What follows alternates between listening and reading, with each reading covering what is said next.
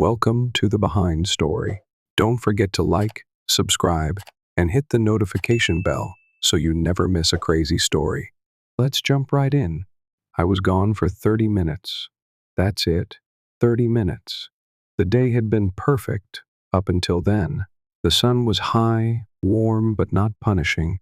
The breeze carried the scent of the nearby lake, and I had the rare luxury of a quiet afternoon to myself. I had just taken a relaxing dip in my private pool, feeling the cool water soothe my muscles after a long week, but nature called, so I went inside for a quick bathroom break. Then my phone rang my brother, needing some documents from my computer. By the time I was done, 30 minutes had passed. No big deal, or so I thought. When I stepped back outside, my stomach dropped. There she was, sitting in my lounge chair like she owned the place, legs stretched out, sunglasses perched atop her heavily sprayed blonde hair.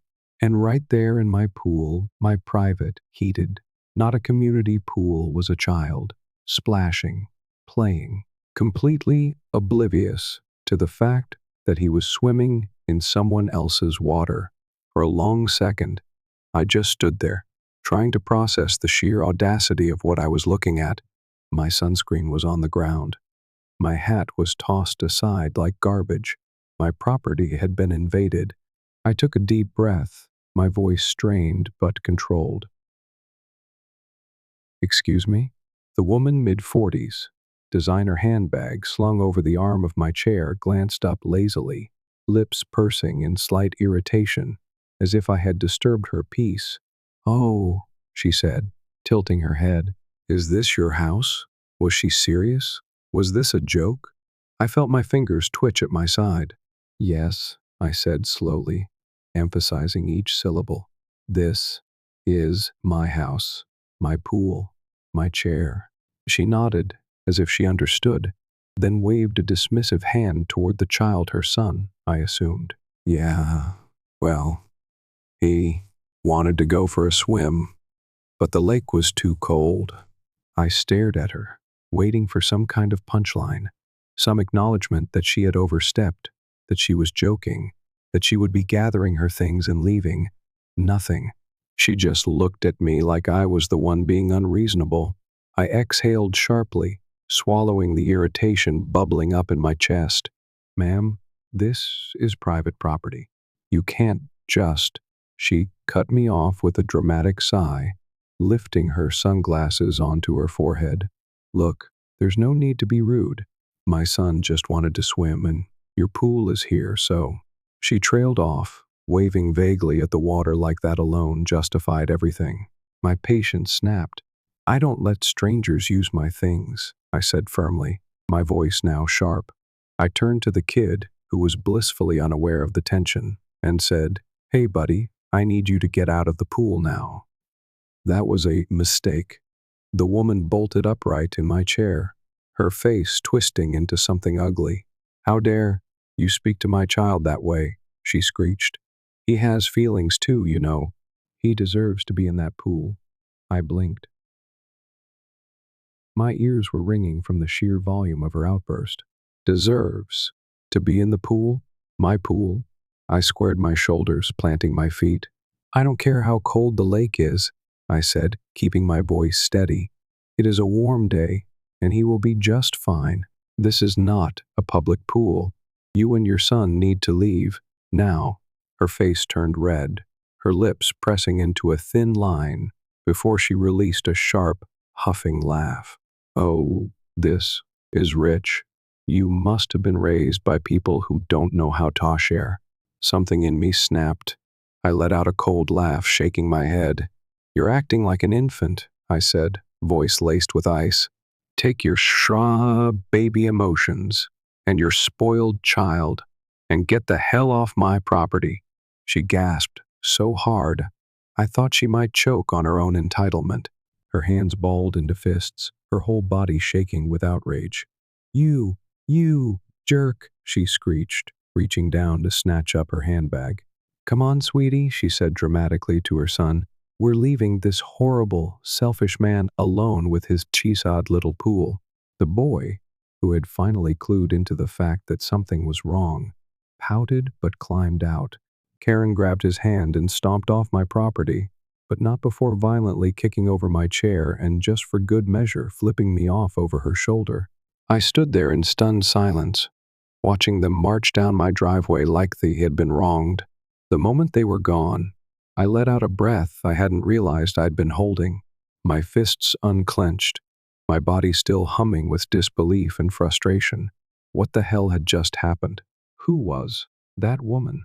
Did she just go around helping herself to other people's things and acting offended when they dared to tell her no? I didn't have answers, but I knew one thing. I was getting security cameras installed first thing tomorrow morning. I thought it was over. I genuinely believed that the audacity I had just witnessed was the peak of insanity, that the woman who had trespassed onto my property, insulted me, and stormed off in a fit of entitlement had finally taken the loss and moved on. I was wrong. Less than 24 hours later, Karen came back. It started with a knock, no, a pounding, on my front door.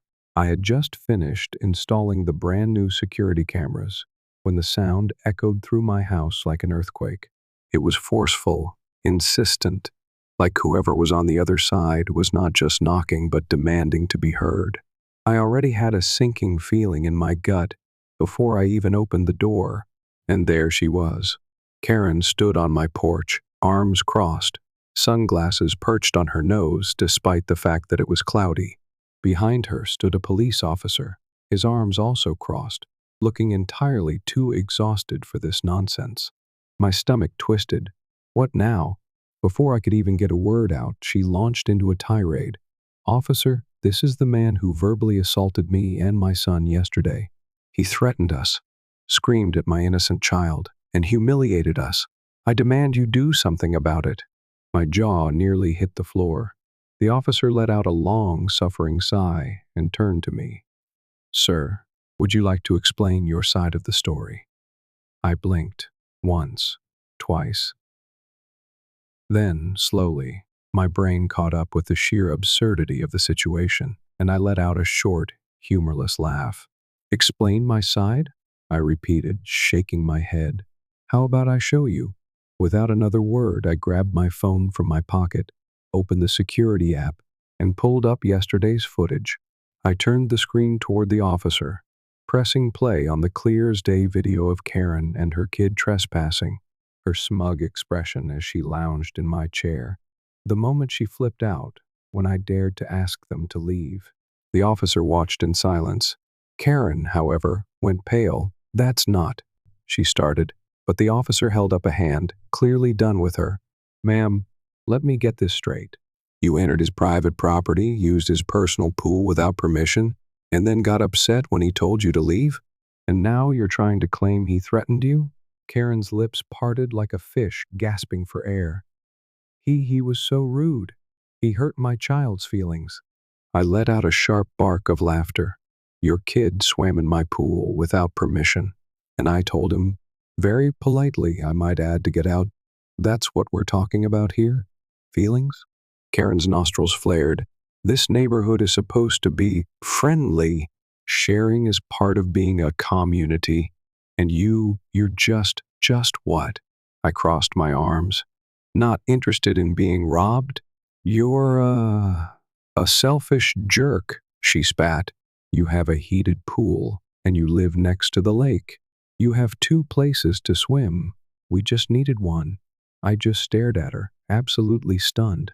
Was she seriously trying to justify trespassing? Because I had the nerve to own both a pool and live near a lake? The officer must have had the same thought, because he pinched the bridge of his nose, inhaled deeply, and turned to Karen. "Ma'am, unless you have any actual proof of wrongdoing, I suggest you leave before this." "Man presses charges for trespassing." Her head snapped toward me.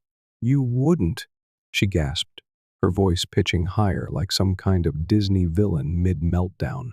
I smiled. "Try me." For a second, just a brief second, she looked truly shocked, as if she genuinely believed that she was the victim here. Then, as if flicking a switch, her face contorted with rage. "I will be reporting this to the HOA. she screeched. You are an unfriendly neighbor, and I will make sure everyone knows it. You can kiss your property value goodbye. I almost laughed. Good. And when I send them this footage, they can see exactly what kind of fine, upstanding resident you are. She went rigid. The officer, apparently seeing his opportunity to shut this down for good, took a step forward. MAAM, leave. Now. Karen's entire face turned red, her lips trembling with fury. For a second, I thought she might argue. She even opened her mouth, like she was about to launch into another one of her absurd monologues. Then, miraculously, she spun on her heel, grabbed her son's hand, and stomped away. The officer sighed, rubbing his temples. You sure you don't want to press charges? I thought about it. Really thought about it. I wanted to, but I also had a sinking feeling that if I escalated this, she'd never leave me alone. Not yet, I muttered. But if she steps foot on my property again? Oh, you better believe I will. The officer nodded. Fair enough. Just keep those cameras rolling. Something tells me this isn't the last time you'll be dealing with her. I watched Karen storm down the street, her entitled energy radiating like a toxic cloud. I had no doubt she'd be back, whether it was through the HOA, more complaints, or some new ridiculous scheme. She wouldn't let this go. But I was ready. Let her come. I had all the proof I needed to bury her nonsense for good. I should have known she wouldn't stop.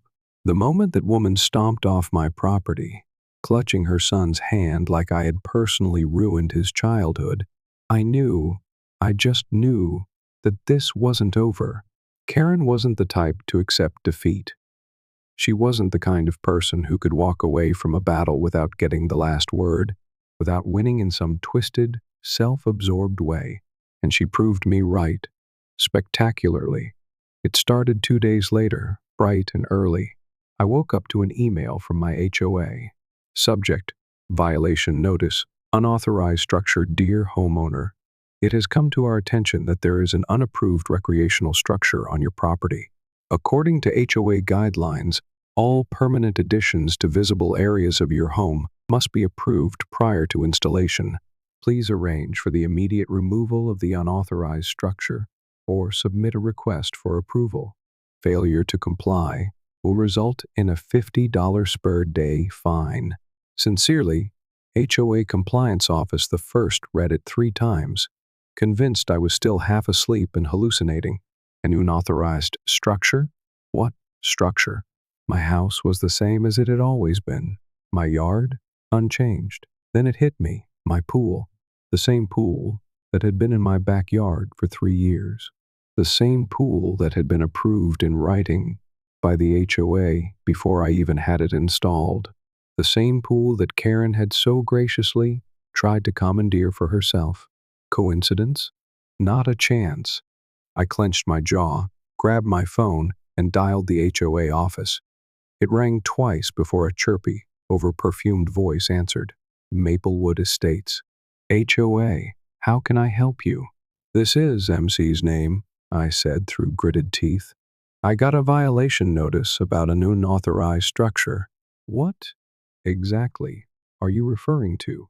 There was a pause, then the sound of rustling papers. Oh, yes, that's regarding the large recreational water structure in your backyard. I pinched the bridge of my nose. You mean my pool? The one I got approved 3 years ago? Another pause. Oh, well, we recently received a complaint about it. It appears there's been a review of its compliance. I almost laughed. Almost. Let me guess. Was this complaint filed by a woman named Karen? The first, can't disclose that information. Of course. Of course. I exhaled slowly, pushing down the sheer rage bubbling inside me. I have written approval for that pool.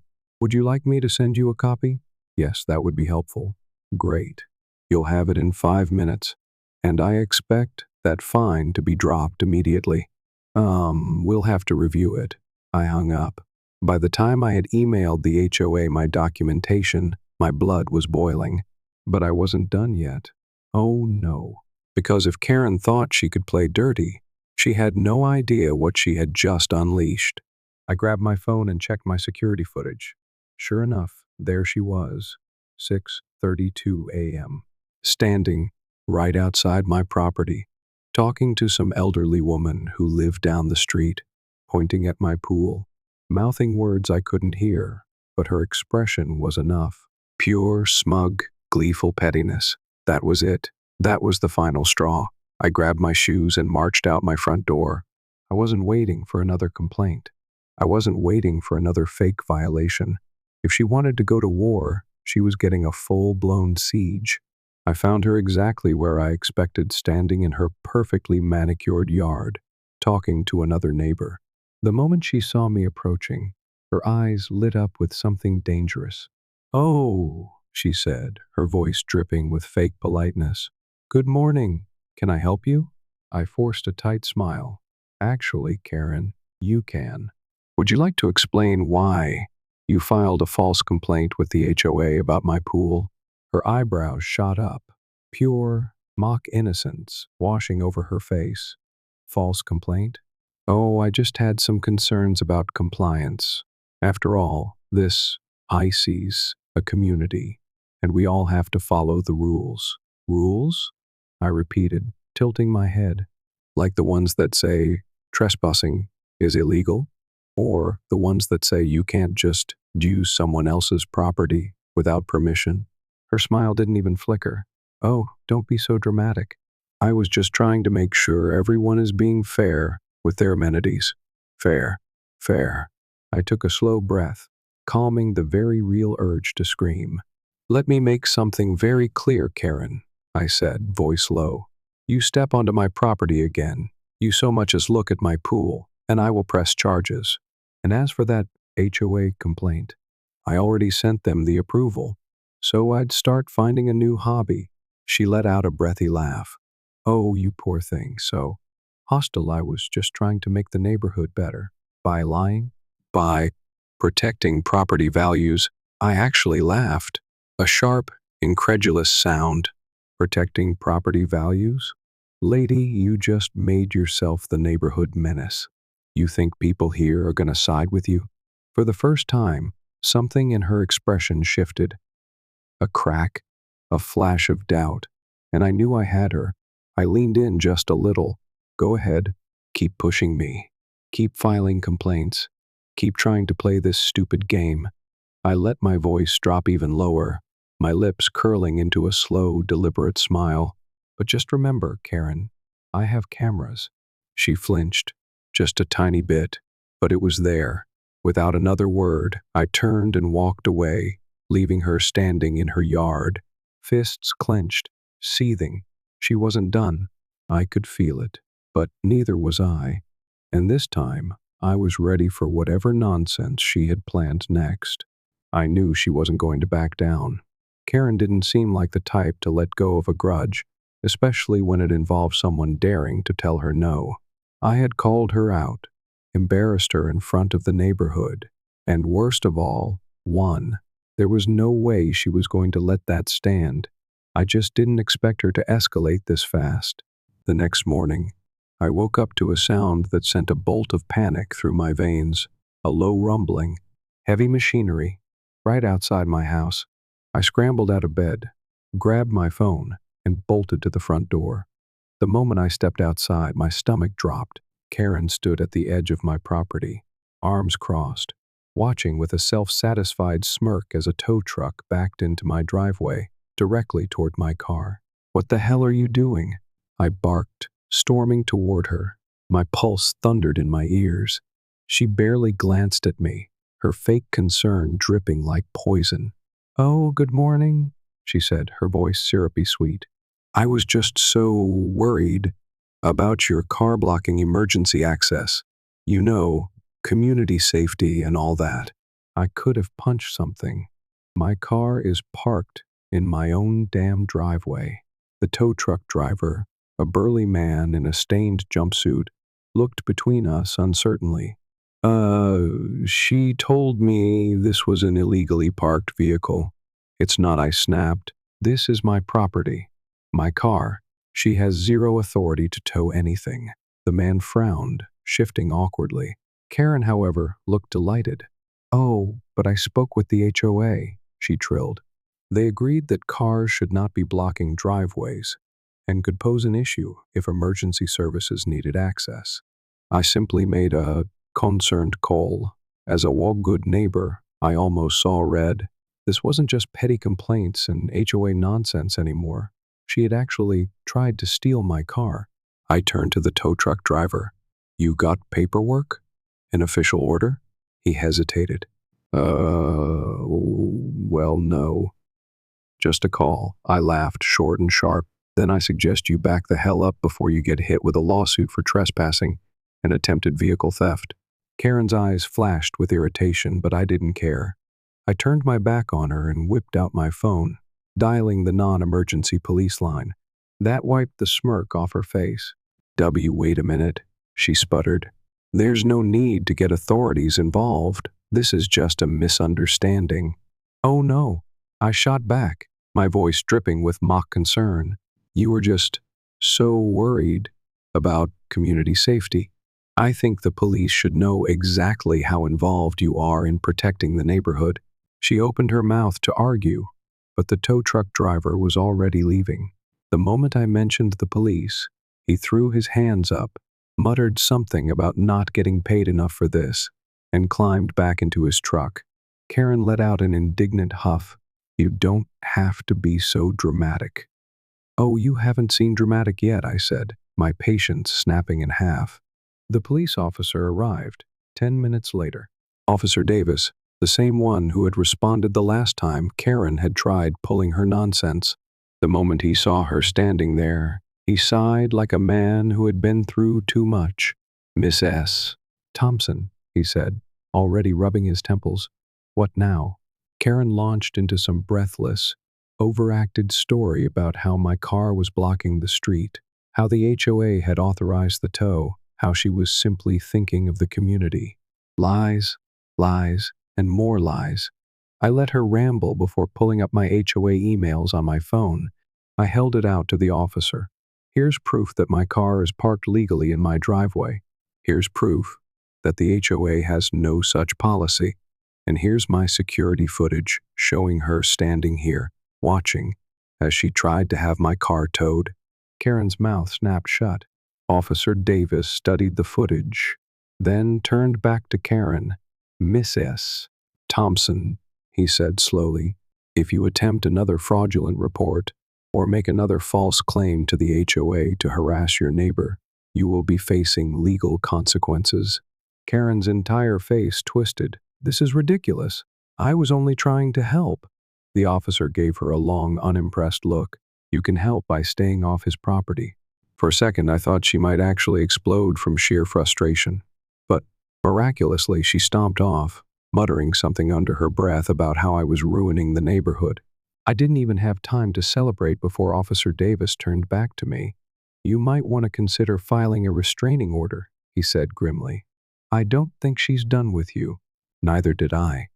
That night I couldn't sleep. Every time I closed my eyes, I saw Karen's smug expression, heard her voice dripping with fake concern, felt the sheer rage burning in my chest. She had escalated. First, she tried to steal my pool. Then, she tried to weaponize the HOA. Now, she had tried to take my damn car. What was next? Would she call animal control on my non-existent pets? File a noise complaint because I breathed too loud? I wasn't waiting to find out. The next morning, I called my lawyer. "I need to file a harassment claim," I said, "and I want to look into a restraining order." The moment I said it out loud, I felt a weight lift off my shoulders. I wasn't going to be passive anymore. I wasn't going to just wait for Karen to pull her next stunt. This time, I was making the first move. The restraining order should have been the end of it. It should have sent a clear message: stay away from my property, stop the harassment, leave me the hell alone. But Karen? Karen didn't understand the meaning of boundaries. Instead of backing off like any sane person would, she went for the nuclear option. I woke up to the sound of pounding on my front door. Not just knocking, slamming. The kind of knocking that sets every nerve in your body on edge, that screams, "Shut up. Get up now." I scrambled out of bed, still groggy, my mind racing with possibilities. Another fake HOA complaint? The police again? Had she called in some bogus safety concern to get my house inspected? I had no idea. But when I swung the door open, I was not prepared for what I saw. A moving truck, parked in my driveway, and standing right next to it, barking orders at two confused-looking movers, was Karen.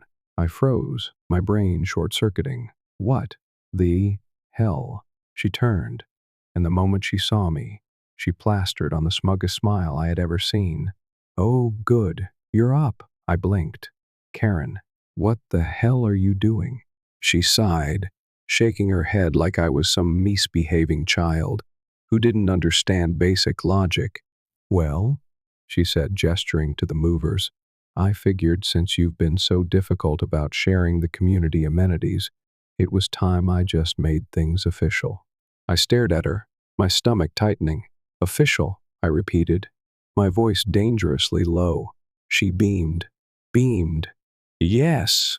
I spoke with a lawyer, and after some careful research, I found an interesting little loophole. She clasped her hands together, looking far too pleased with herself. "Technically, your property falls under an old co-ownership clause in the original community deed, and since you've refused to be a good neighbor and share, I've decided to exercise my claim."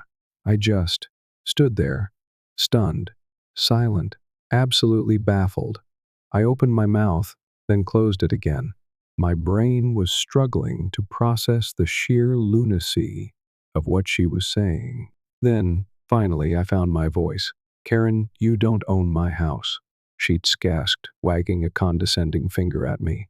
"Not yet. But with the right legal action, I could." She gestured dramatically to the moving truck.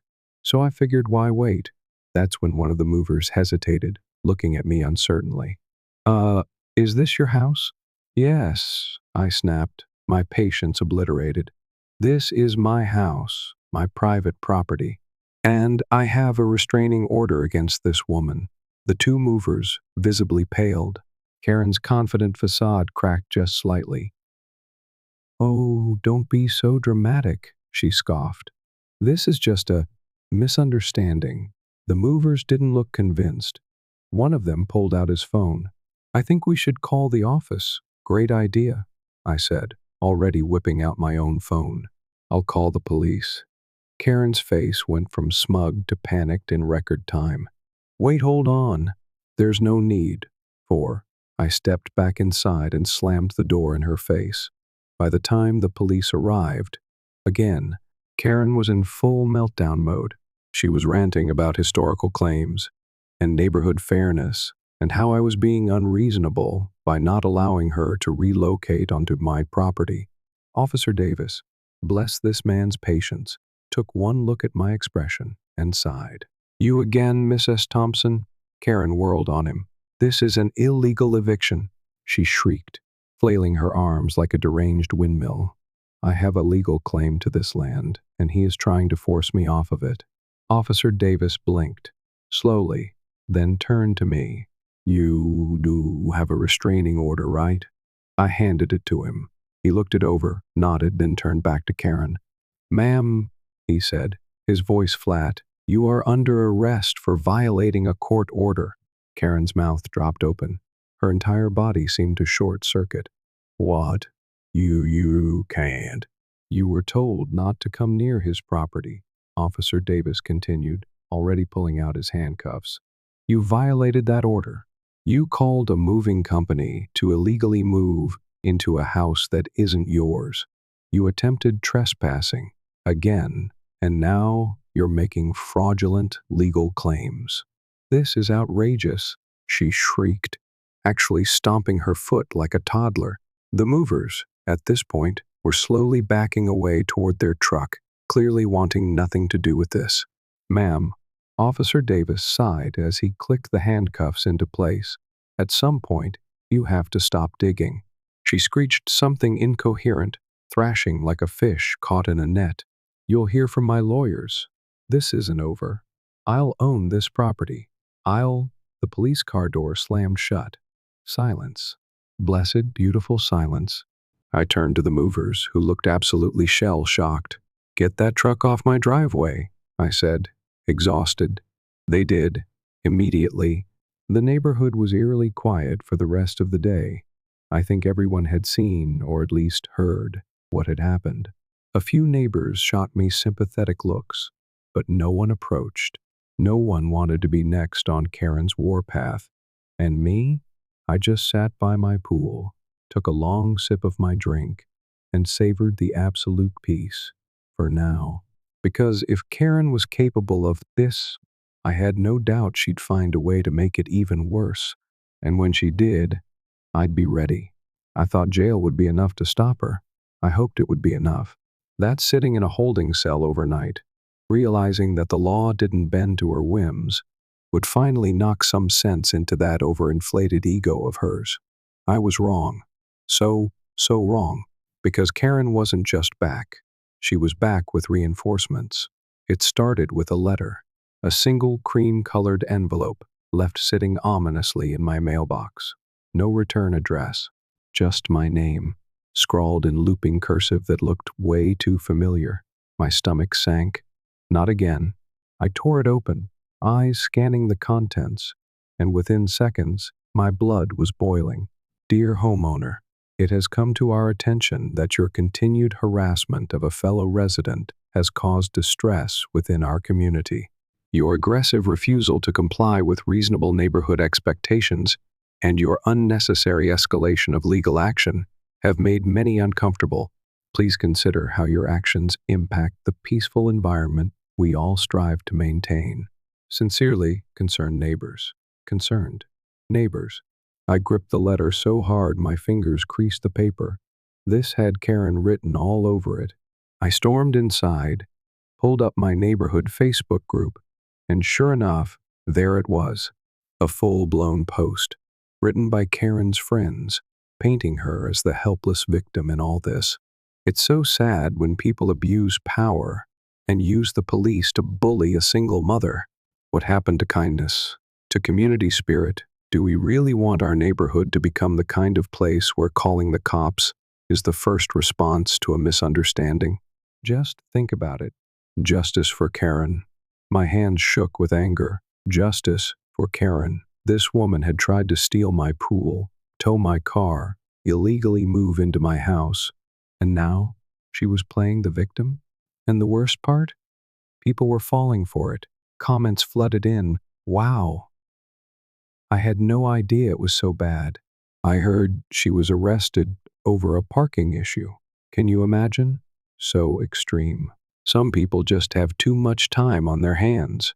I clenched my jaw so hard it hurt. Too much time on my hands? She had made my life hell, and now I was the bad guy?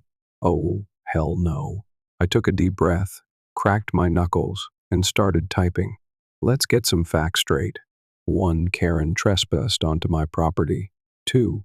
Karen tried to steal my pool. 3. Karen made false reports to the HOA to have me fined.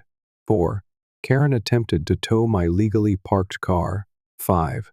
Karen violated a restraining order by trying to move into my house. 6. Karen was arrested because she broke the law, not because I bullied her. If you think I'm the problem here, you might want to rethink your definition of community spirit. Then, for the finishing blow, I attached every security camera clip I had, every single thing Karen had done, all time-stamped, all undeniable. Then I hit post. It was like dropping a bomb. Within minutes, my notifications were exploding. Wait, she tried to move into your house? Holy crap. I had no idea it was this bad. Why is this woman still here? The comment section turned against her in real time. People who had been supporting her were suddenly backpedaling hard.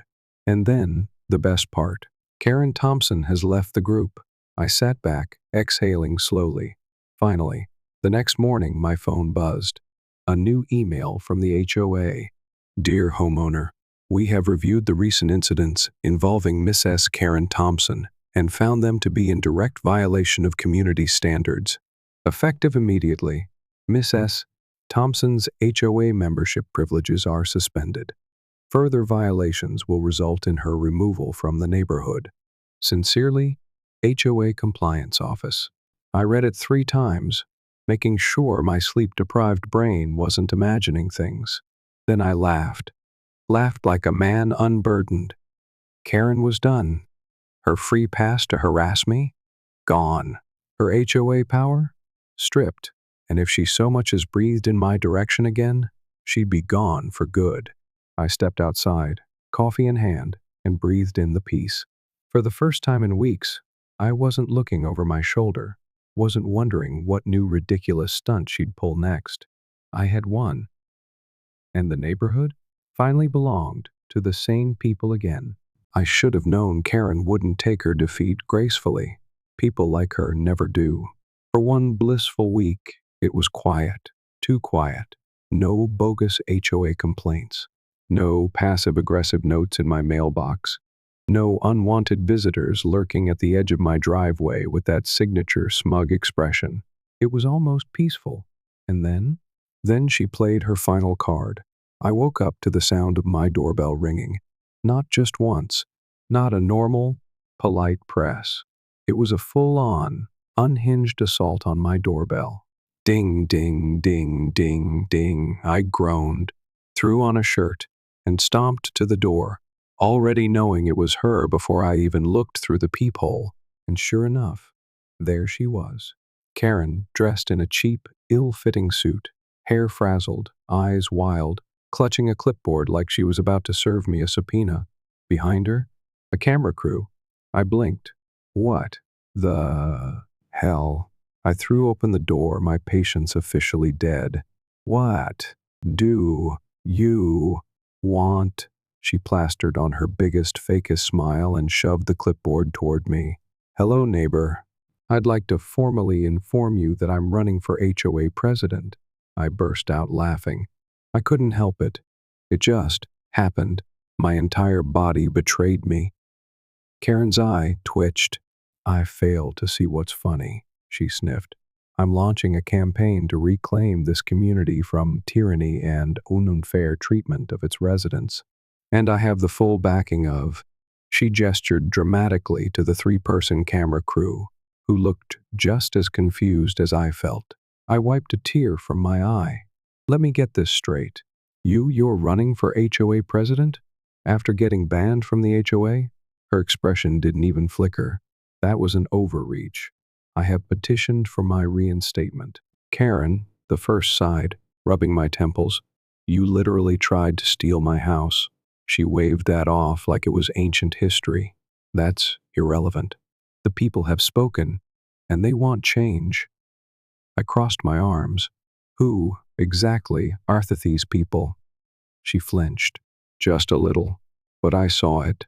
Then she recovered. Oh, you'll see. I'm launching a full-scale movement. I snorted. I give it a week before you get laughed out of the neighborhood. Her smile widened.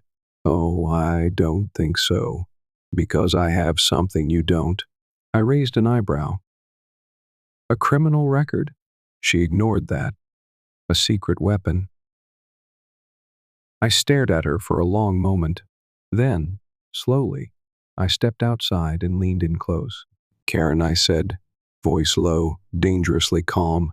Whatever this is, whatever insane, delusional nonsense you've cooked up this time, it ends here. She tilted her head, feigning confusion. Oh? Or what? I smiled. Or I release everything. She stiffened. I have every security footage clip, every incident, every police report. And if you think I won't personally send them to every single person in this community the moment you start pulling your hawk crap again. I chuckled darkly. You clearly haven't learned a damn thing. Karen's eyes narrowed. For the first time, I saw something new behind them. Fear. I leaned back and gestured to the camera crew. Now get off my property before I file another restraining order. And this time, I grinned, it won't be just a warning. For a moment, Just one brief, beautiful moment. She looked completely lost. Then she huffed, spun on her heel, and stomped away. Cut the cameras, she barked at her crew. We'll redo the announcement somewhere more aesthetically pleasing. I watched her march down the sidewalk, humiliated, furious, defeated, and finally, I shut my door. For the first time since this insane saga began, I felt peaceful, because Karen was finished.